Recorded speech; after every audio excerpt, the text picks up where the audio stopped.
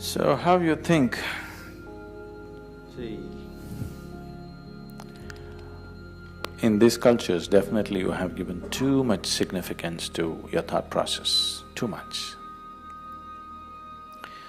It's the Western philosophers who went to this extreme.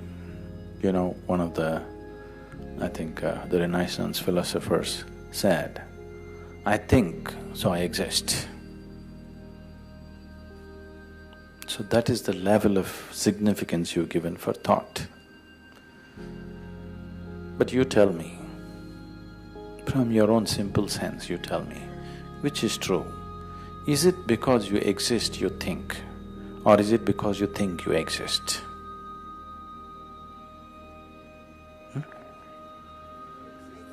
Because you exist, you think, isn't it? Because you have not known life any other way except thinking, now you have made it all important. Now, for me, there is no thought. If I simply sit here, I will sit here without a single thought on my mind. Does it mean I'm not existing? I'm existing, absolutely existing. Because I'm existing in such a powerful way, thought is just a small happening for me. My thought is just a small happening for me in my life. I can think, it's not that I'm incapable of thinking.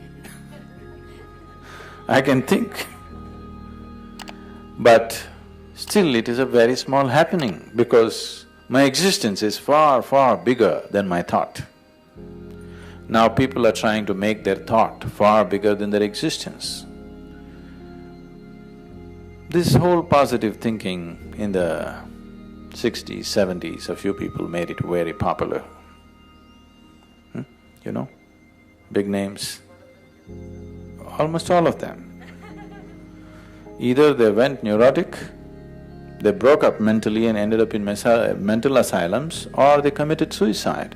Because it's bound to happen. If you stretch the intellect beyond a certain point, you will crack up.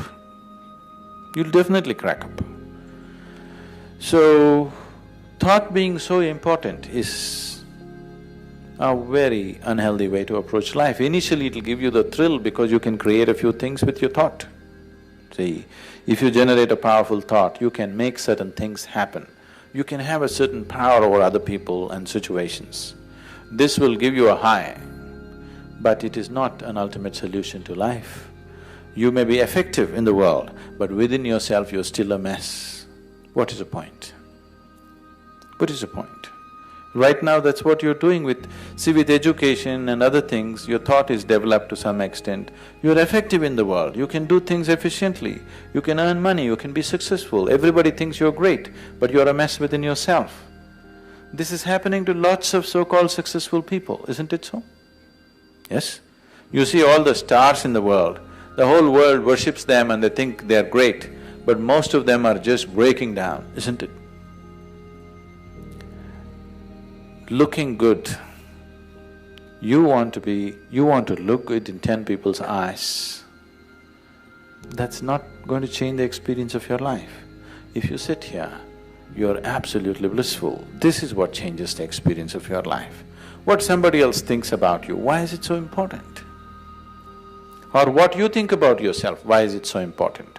Whatever you think about yourself, whatever the whole world thinks about you, has no existential relevance. Whatever you're thinking right now has no existential relevance. It is only psychological relevance, maybe social relevance, but no existential relevance, isn't it so?